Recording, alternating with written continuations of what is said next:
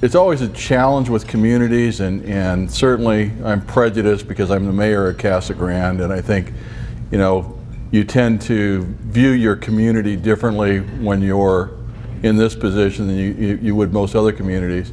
But I truly believe that what's made Casa Grande what it is today is volunteers. And while I hadn't intended on talking about volunteers, since Jan opened the door, I just want to say a couple of things about, you know, we have several boards and commissions at the city. We always encourage people to volunteer. Openings are always available on our website.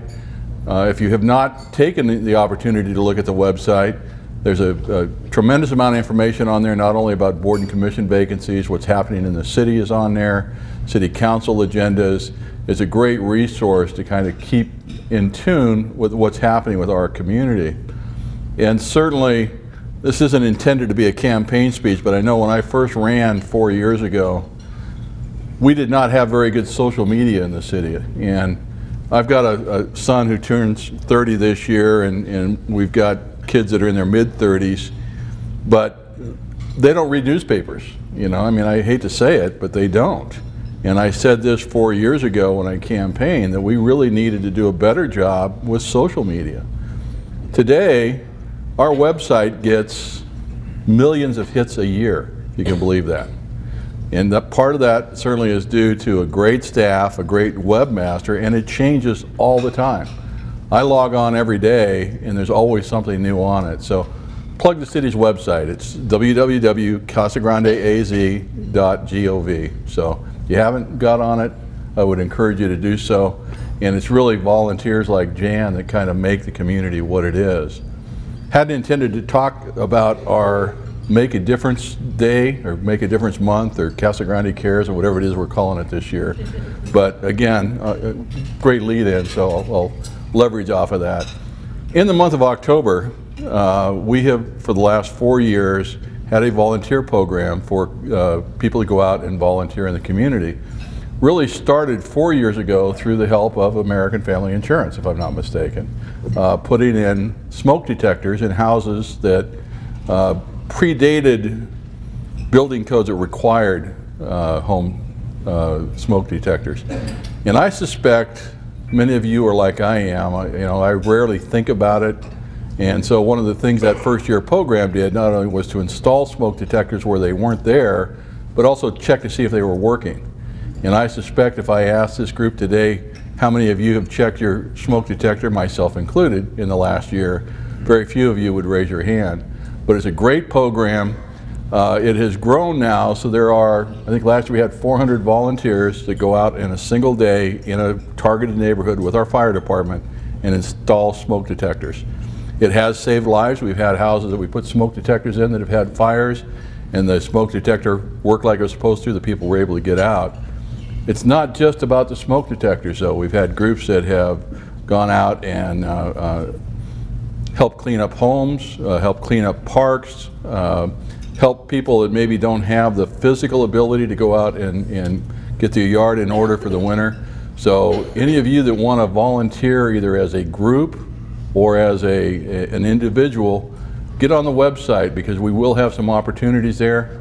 I know that there's a lot of nonprofits in the community that can always use help. In one of my other capacities, I'm the chairman of Against Abuse.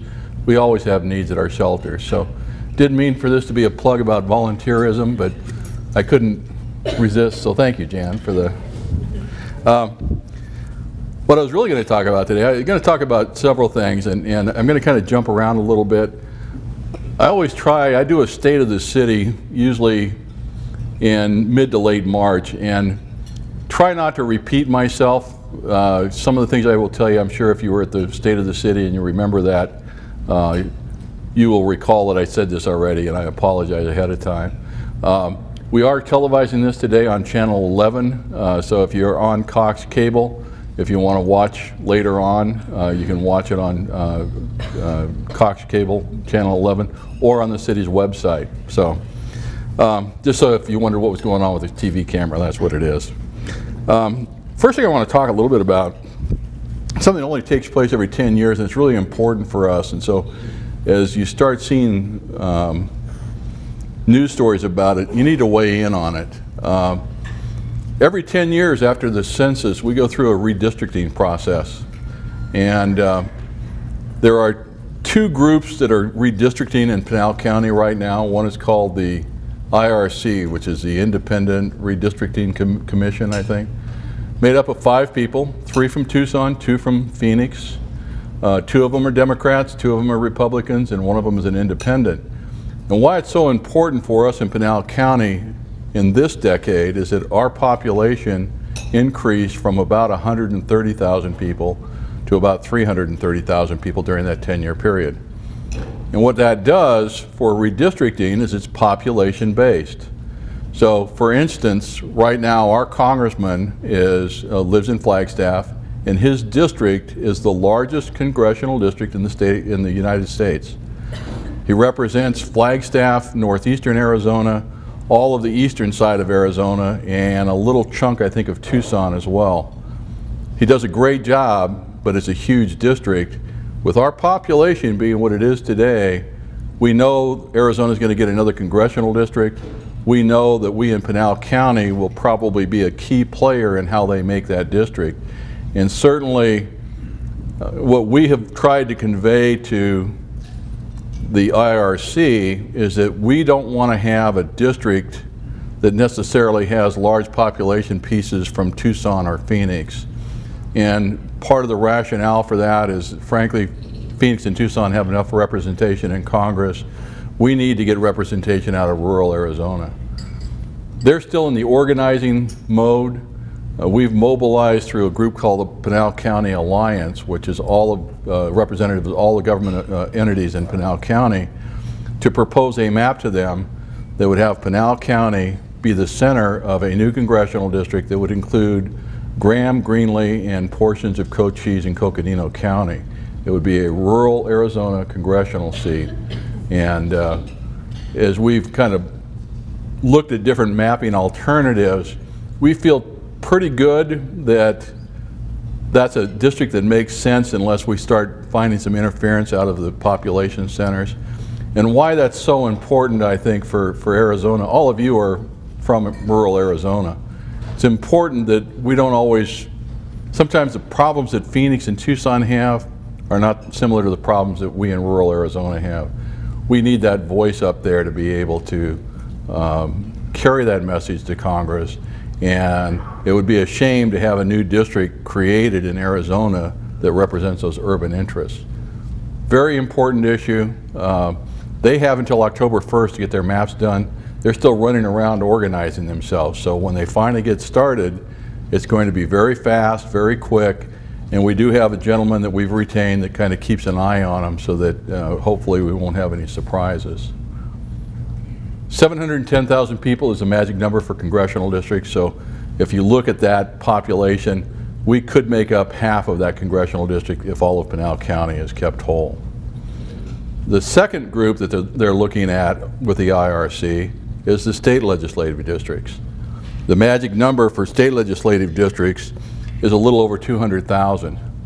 So Pinal County is big enough to get 1, not big enough to get 2, and we want to make sure that we weigh in on where that district is, because they could very easily lump us with, say, Chandler, Casa Grande, Maricopa, where we would not necessarily have much influence at the state legislature because the primary population center is Chandler. They could lump us in with North Tucson and Eloy and Coolidge, and again, we would have somewhat diluted voice at the state legislature.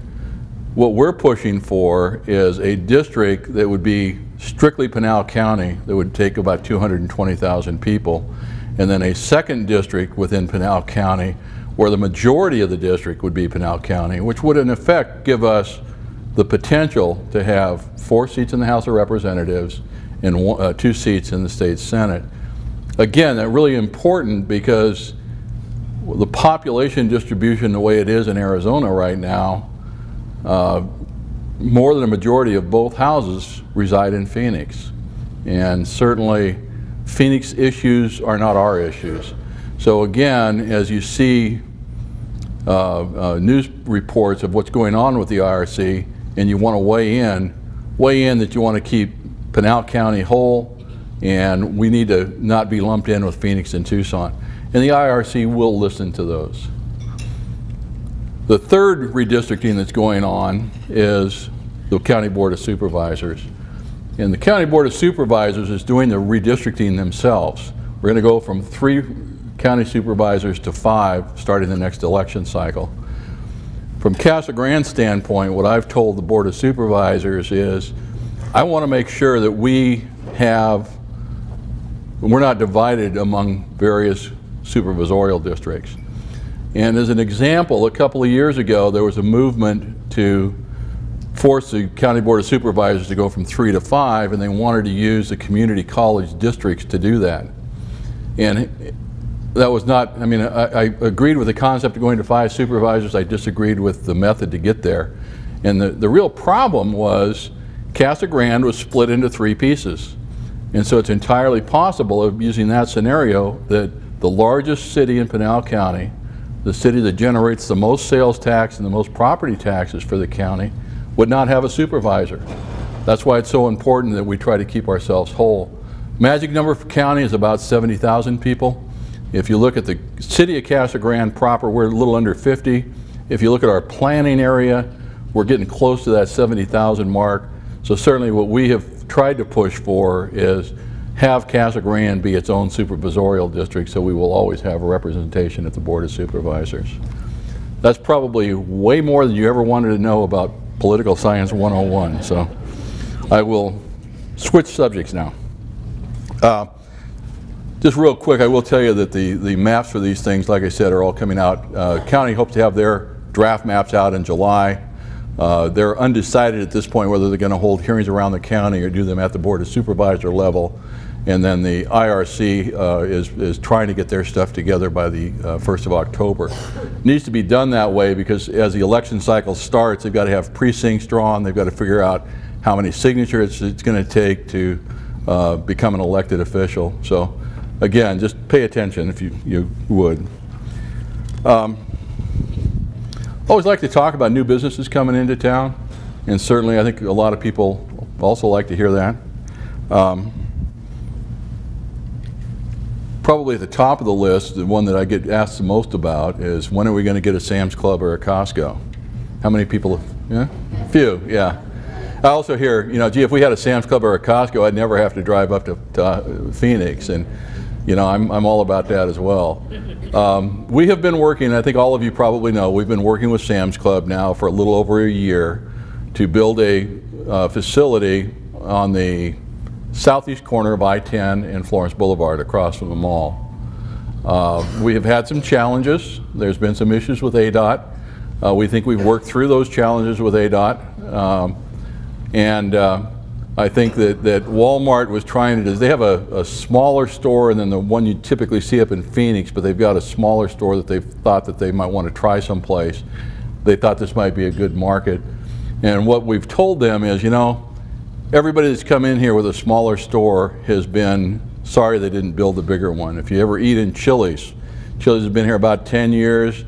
That was one of the smaller stores they built, and they've been kicking themselves ever since. And so I think we finally convinced Walmart to look at the bigger box, the normal size one.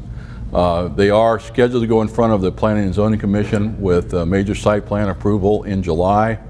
We're trying to get them to agree to start working sooner rather than later. As you might imagine, construction on a facility that size is probably going to take a year. Putting the merchandise in there is probably a 90-day process. But we're hopeful that we will see them start either late this year or early next year with a construction time frame of about a year. So Sam's Club looks like it's coming if we don't have any hiccups in the process, and will be a great addition to town.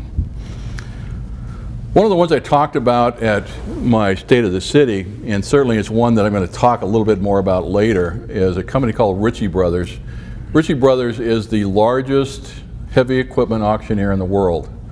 They have an international mailing list of 250,000 people, and they're planning to build at the intersection of I-8 and I-10 on the east side kind of the northeast corner of that intersection.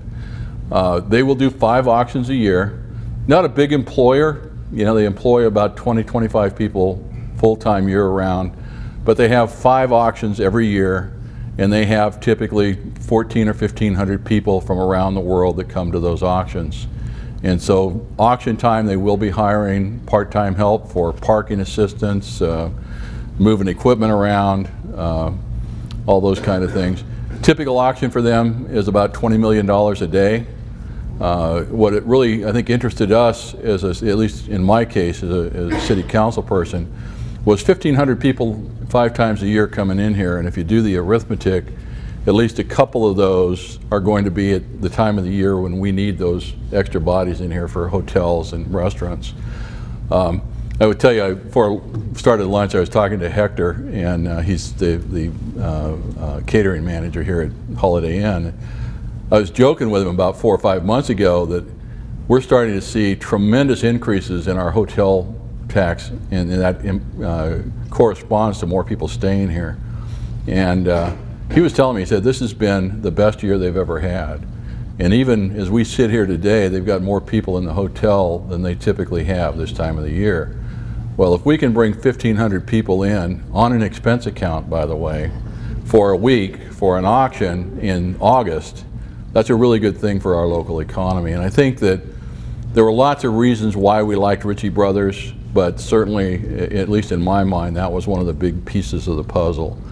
A 250,000 person worldwide mailing list, and kind of keep that in the back of your mind, because I'm going to talk a little bit later about kind of where we're trying to go with economic development, and there's a correlation between that 250,000 worldwide mailing list and where we hope to go with our community in the next 5 years. AutoZone is building a new store. I was kind of surprised that, I would have thought auto parts stores were, I used to be a backyard mechanic. I wouldn't even try to work on my car anymore. But apparently there's a huge demand for AutoZone. So they will be opening their 3rd store. They also are going to the Planning Commission in July. The store will be located just north of the new Walgreens down on McCartney and Pinal Avenue. So a nice little addition to the community. If you've driven down the new piece of Cottonwood Lane east of Truckle Road, you see a building going up down there. That is a private charter high school. It is a college preparatory high school. They have a capacity of 500 students, and they are intended to be open this fall for classes. So, and again, I'm going to talk about that whole dynamic in a minute. But so even in a down economy, we still are having some work going on, and that's a good thing, good positive thing. I get asked a lot, how's the mall doing? As I talk to the store owners out there, and there may be some of them in here, they would always like to do better, okay? But they seem to be hitting their numbers. I talked to Jim Peterson about a month ago. He was the developer of the mall, and he said, they've really, other than the Shoe Pavilion, which was a corporate decision to declare bankruptcy before they opened, they really haven't had a lot of turnover in the mall, and they expect to see that same stability over the next few years. So fairly positive signs for our local economy. We also have several city projects. If you've noticed, there's a building going up behind City Hall on, 9th and Picacho. Will be the new city court. For years, our judge started in a little tiny house across from the old City Hall on 4th Street. We moved her into the current City Hall in the late 90s. But as the laws in the community and the state change, more and more jury trials are being requested, and we share our city council chambers with the judge, and it's becoming more and more difficult to schedule the court space. They're crammed into the back of City Hall, don't have enough room. So we are building a new courtroom for them that will be dedicated the first part of August. And again, we'd encourage all you to come. It's a beautiful facility, has 2 courtrooms in it. One has got a permanent jury box right now. We roll in a temporary whenever we have a jury trial. And the architect has done a really good job of trying to match the architecture of Old Main. So again, if you've not been back there, I encourage you to go take a look. And like I said, the grand opening is scheduled for first part of August. We do have several signal projects. This is one of the other questions I get a lot, because if you have kids that go to Union High School, I know when I was 16 I thought I could drive, but I really couldn't. And you know, when they built the high school out there 10 years ago, I remember standing out there scratching my head thinking, oh my God, what's going on? Well, the drivers haven't gotten any better in the ensuing 10 years. So we are putting a traffic signal. There's some work going on out there right now, and they're putting a traffic signal in at the intersection of McCartney and Truckle. So if you're a parent that has kids that go to high school, you'll be really happy to see that happen. We're trying to get it done by the time school starts in August. I'm not sure we're going to make it, but it'll be shortly after that if we don't. We also have signals planned to go in at McCartney and Peart, and at McCartney, or I'm sorry, at Peart and Courtson as well. Those will start later this summer, and typically construction time frame for those is about 6 months. We also have a downtown street project that we're starting the design on now. And the problem in a retail area is, how do you build, there's no easy way to build a street. How are you going to build the street and not disrupt the business? And most of the businesses downtown are small, family-owned businesses, and it's a real challenge. Our plan is to try to start construction in mid-May of next year and finish before the winter visitors come back, to try to minimize the disruption. But it's about $3 million worth of work. We'll essentially rebuild Florence Street, a little bit of work on 2nd Street, a little bit of work on 1st Street, utilities, drainage, all the things that nobody sees. But the plan is to try to get that done and be as least disruptive as possible, but it is always a challenge in those kind of environments. About 7 years ago, the voters approved a bond issue that has allowed us to build a fire station in the past year, a police station, make improvements to Dave White Golf Course, build a gymnasium at Len Cola Center. The last piece of that is a multi-gen center.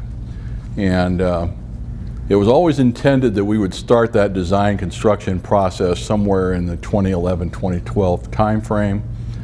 We are starting in the process, but I will tell you that there's some concern on the part of the council that we've got to be able to afford it once we build it. So we are looking at current sales tax revenue, which is our biggest source of revenue, and we're seeing slight upticks in that over the year to year. Not like you're seeing in Phoenix. I mean, Phoenix is seeing double-digit increases in sales tax. We're seeing single-digit increases year over year, but as long as that trend continues, we want to move forward with a multi-gen project so that if we can get it built, it would be a nice community amenity that we don't have right now. And then probably my favorite project, and the one I always talk about when I'm in front of groups, is Casa Grande Mountain. What I love about this project is we have wrestled with CG Mountain for 20-some years. City owns essentially the east half of the hill. The military owns most of the west half of the hill, and it's the National Guard. And then the Bureau of Land Management owns a little piece on the south end.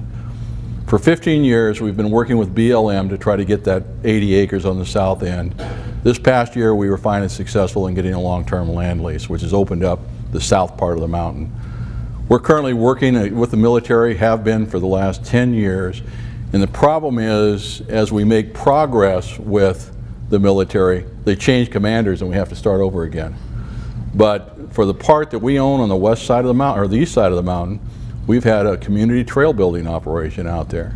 We've had 2 groups of AmeriCorps volunteers. AmeriCorps is like a domestic Peace Corps.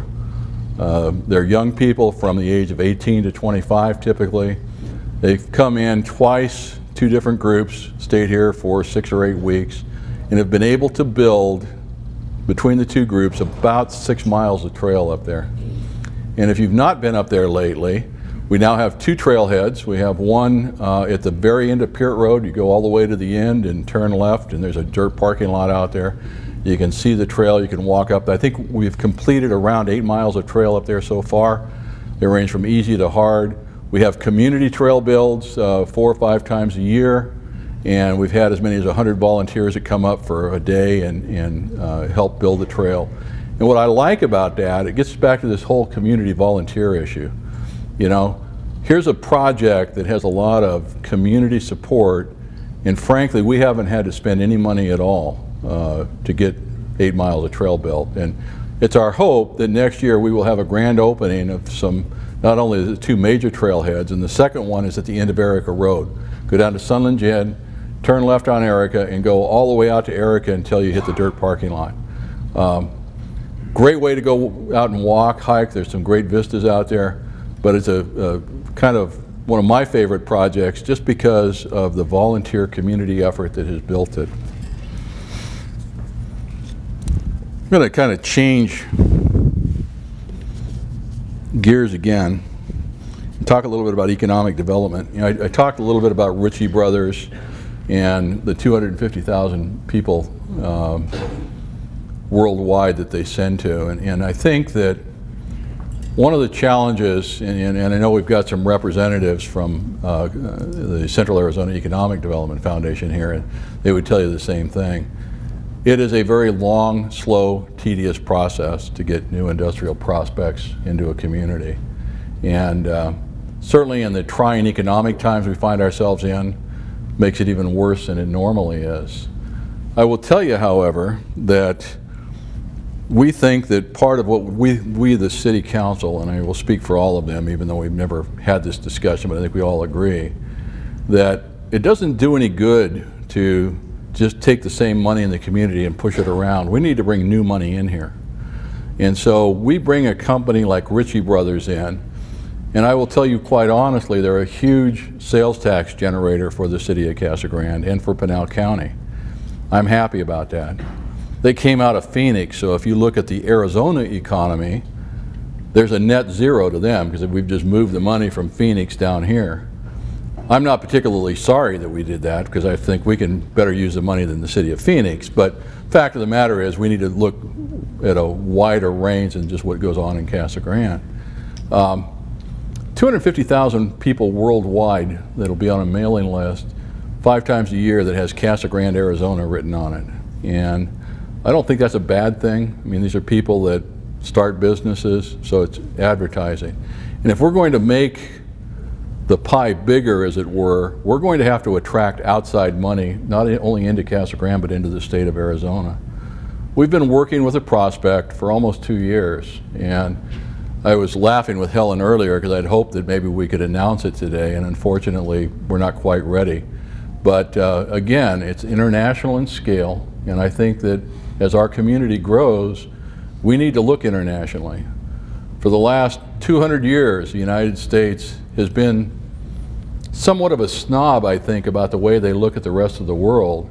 And I think that with growing economies in some of the what used to be third world countries, India, China, Brazil, we need to become more cognizant of that in Arizona and try to encourage that investment here so that we can ship our products over there. And I think that if we are going to thrive as a community and as a state, we really need to start looking outside of our borders to bring new money in here.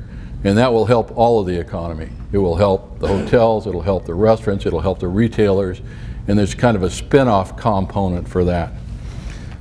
Ritchie Brothers, I think, was one of the first pieces of that puzzle.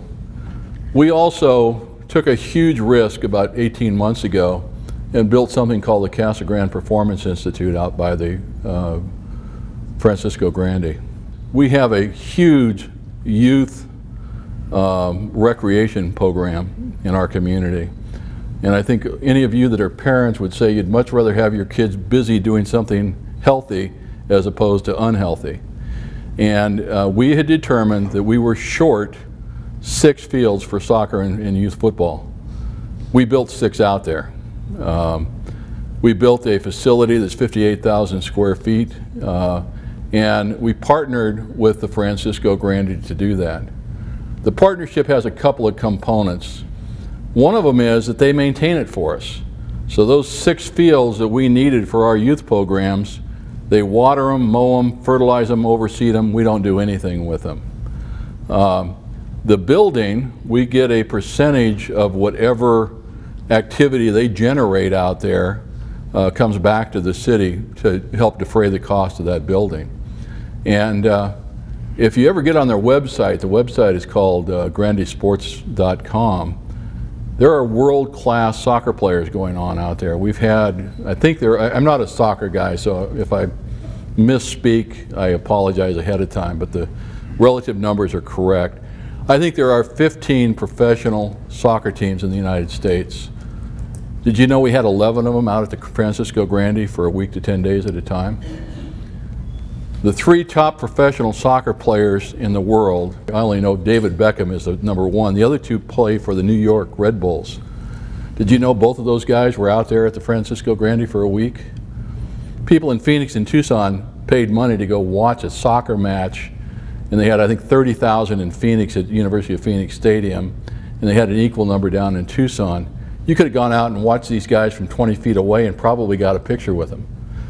And it's a kind of a diamond in the rough for a lot of people. They don't realize it.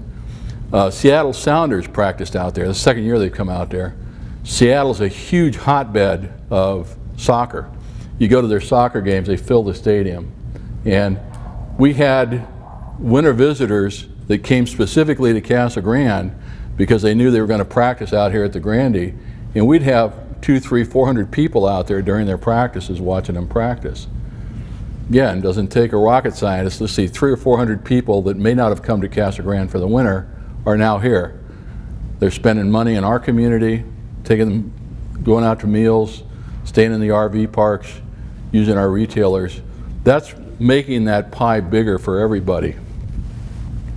The group that I would love to talk about, and I can't, is a Chinese group, and we're hoping to have that announcement within the next 2 or 3 weeks. And again, it's international in scale, and will bring a whole new component of people into the community on an international basis, again, that will stay in our hotels, eat in our restaurants, buy from our retailers, and we think that's a real positive.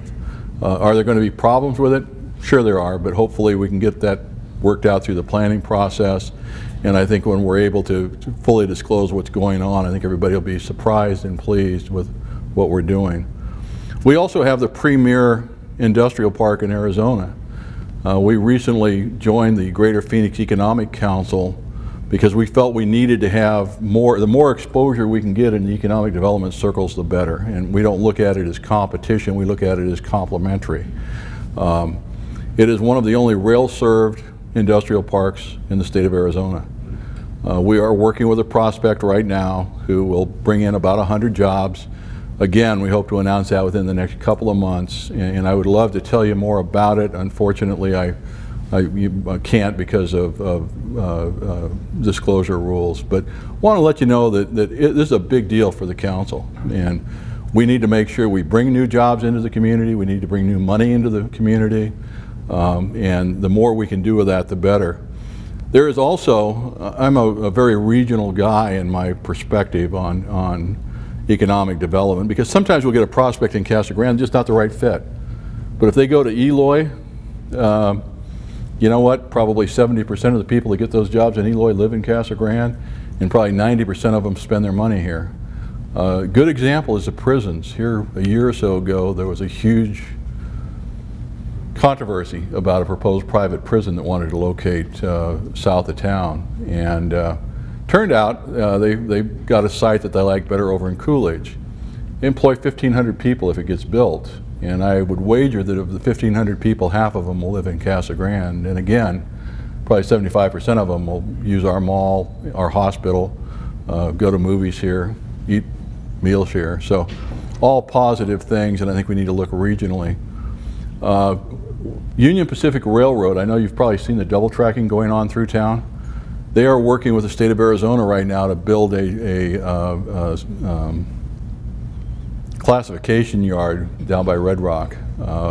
We've met with them about 3 weeks ago.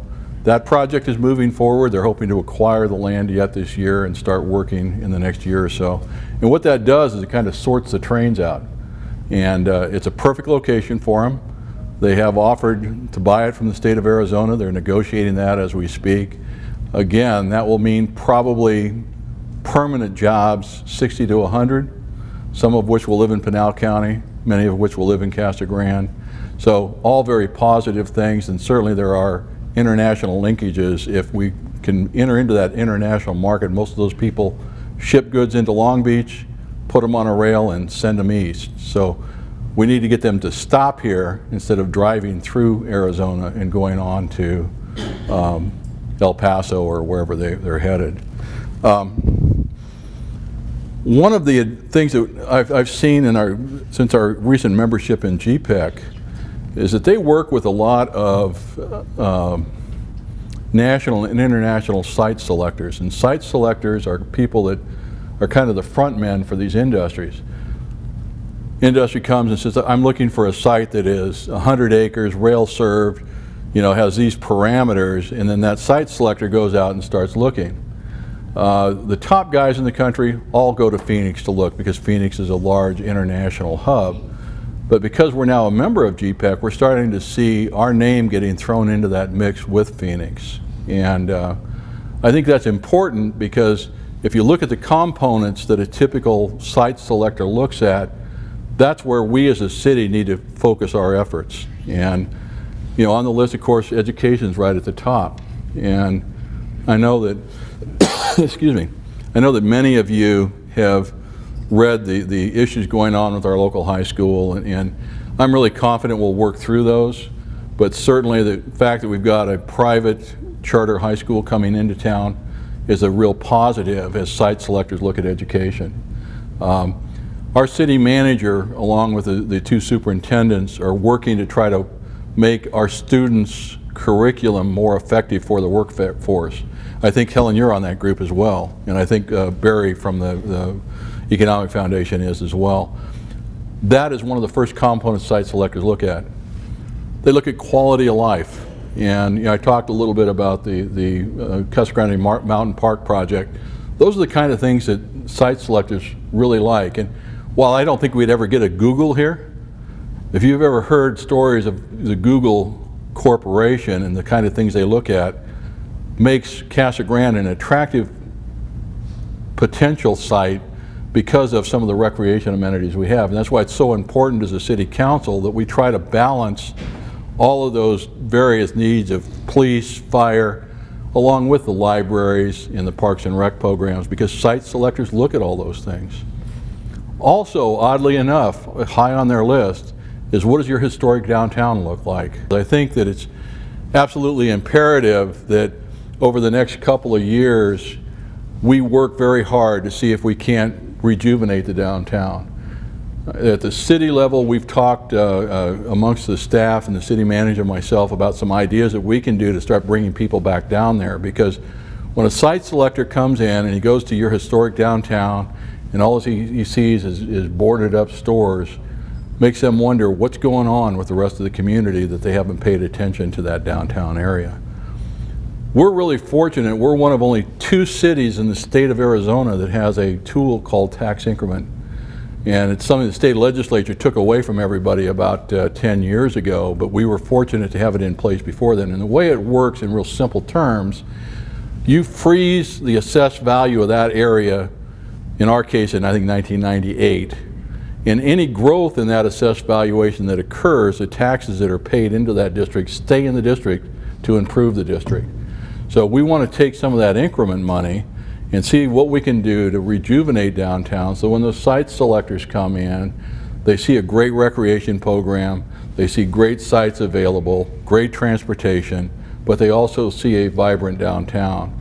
And we've been working, and I don't mean to let the cat out of the bag, but we've been working with APS to come in and help us do a kind of focused planning effort on what we can do to make downtown more viable. Many of you have probably seen we've been buying up a tremendous amount of property on the south side of the railroad tracks. That's for a purpose, and for those that say, well, why is the city doing that? That money that we're buying those properties with has come out of our tax increment in the downtown area, so it hasn't been general tax revenue. But what we found over there, you had all these oddball parcels and you had some land uses that were incompatible with the surrounding area. So we've gone and we've assembled a fairly significant piece of property over there that we're now working to try to reassemble, and we want to start doing some redevelopment on that side of the tracks, which will help drive the downtown, because now if we can get some activity on the other side of the track, the connection between Florence Boulevard and the other side of the tracks is Florence Street. And at the end of the day, it's those cars driving up and down the street that I think will help make those businesses downtown better.